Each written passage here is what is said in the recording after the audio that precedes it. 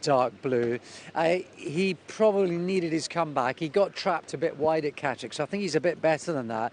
He progressed to win 3 races from his last 4 last season, over sort of 1 mile and 6 and 2 miles. He's gone up in the handicap, but the way that the yards do with those horses, I wouldn't be surprised if he progressed again. So they're heading out onto track for a really competitive race.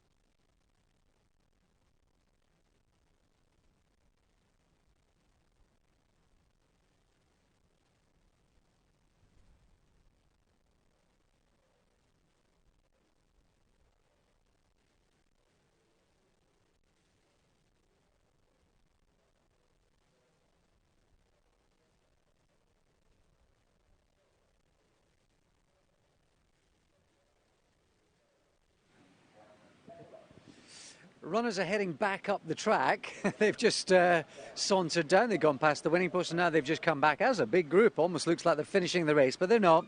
They're just limbering up, and now they're going to assemble in front of the stands for a flag start, which means it tapes across the track.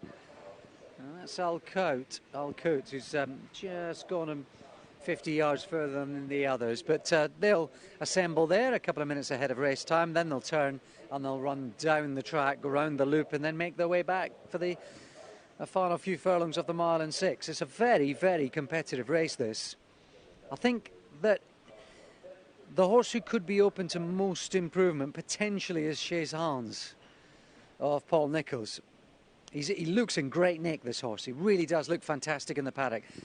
Slightly chewing the bit going round. I think that's him. He's quite a keen going horse, but he's got loads of talent, Chez Hans, and he's run well twice so far. And I think he's capable of better if he settles. If you back Chez Hans, you want to see him relax through the first half of the race, and if he is, then I think he can finish even better than he has done so far.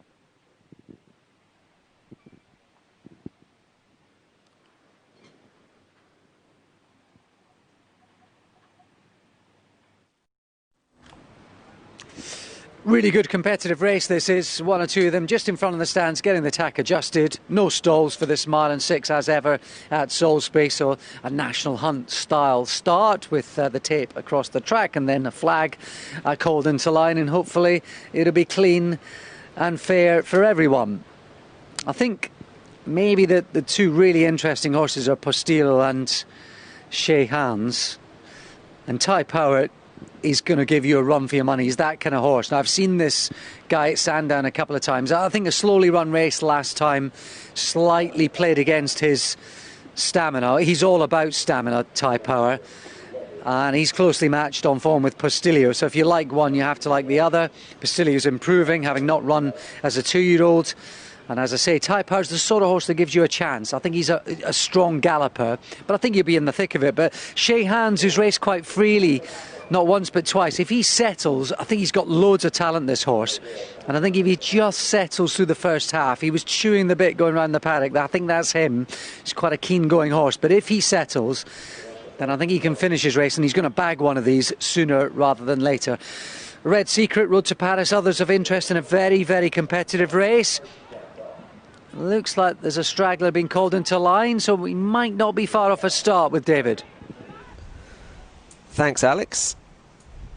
And they're off, and they include Dono de Dio. She briefly dug her toes in, and also 3 Diamond Rings, although the latter had to be pushed along early, but is catching up. This is the Oddstock handicap over 1 mile and 6. General Zoff well to the fore with Point in Time, and also one of the greys, Moon of Baroda, the pink and light blue. The other greys also prominent, Al Coot, the blue, red and yellow on the outside, followed by Shay Hands, the mauve and black, and Harbour Force, purple and orange. Point in Time is just in behind with Bombero over on the inside. Stars on the jacket, just shaken along briefly there, the dark blue Point in Time.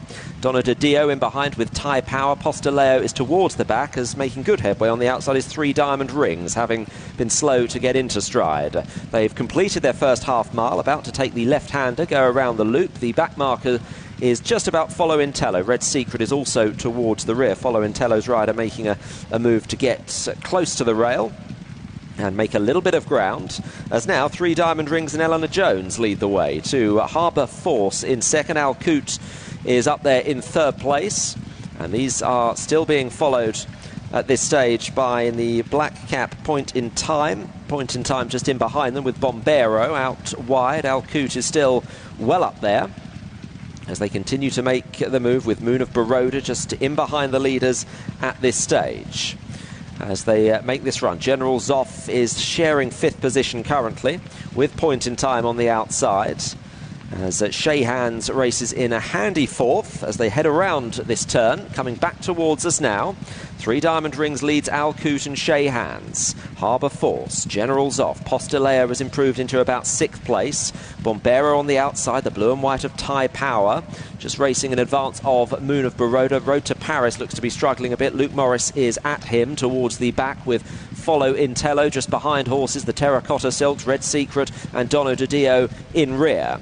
They're racing towards their last half mile now, and 3 Diamond Rings has given way. Shay Hands and Megan Nichols have taken over. Al Coot is in second. Postileo is now just being shaken up, but he's quite handy in 3rd place. Postileo and David Egan. On the outside, General Zoff and Harbour Force are getting in the thick of it as well, with Ty Power in behind and also Point in Time. She's starting to find her stride. They've run past the 3 furlong marker now, and General Zoff under John Egan about to be tackled by Postileo and David Egan, father leading son at the moment. In 3rd position, Point in Time. Ty Power is trying to get there as well. Harbour Force can't go on, and Shay Hands has also weakened. It is General Zoff that leads the way to Postileo. They run down towards the last furlong. General Zoff on the far side. Postileo is getting closer. It's John Egan from David Egan here as they run to the last half furlong, and Postileo has just got to the front from General Zoff as they run close home, and Postileo has won and given David Egan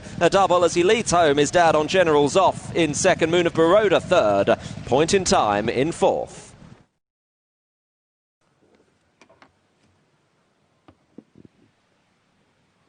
Postileo, after shaping encouragingly a couple of times so far this season, wins and wins well.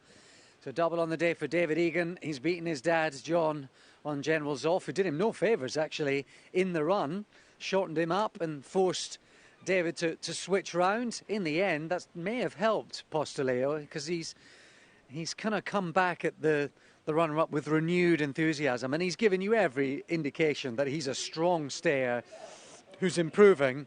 There's the switch, you see. The gap on the fence just disappeared, and David manoeuvred him out. In these conditions, with the headwind and momentum and the ground being quite demanding, or holding anyway, I think that's a good effort from the winner, and he'll stay 2 miles, no bother at all, given the way he's relished the test today. And the front pair have pulled well clear. General's off trying a cracker, clearly blew away the cobwebs last time. He's getting ready to win, and that's much, much better from Muno Baroda. That's his best run now since joining Hughie Morrison. There was a promising effort over hurdles, I think at Ludlow through the winter last season, but he's disappointed a couple of times since he's come back on the flat. That's much, much more like it. So that's a platform and encouraging for Hughie and the team going forward with him. Not many got competitive. I think it's fair to say Shea Hans was slightly too keen again. He saw a bit of daylight through the first part of the race. And Ty Power, he's run okay. Maybe the ground's just holding his run. You can see him slightly holding his head to one side. That's not quite his running, but it's all about Postilio, really. He didn't run last season. It's only the 4th run of his career. He's learning all the time. And the fact he had to switch, pull out, oh, he's done that really well. He will stay and stay, this horse, and then he's got a bright future.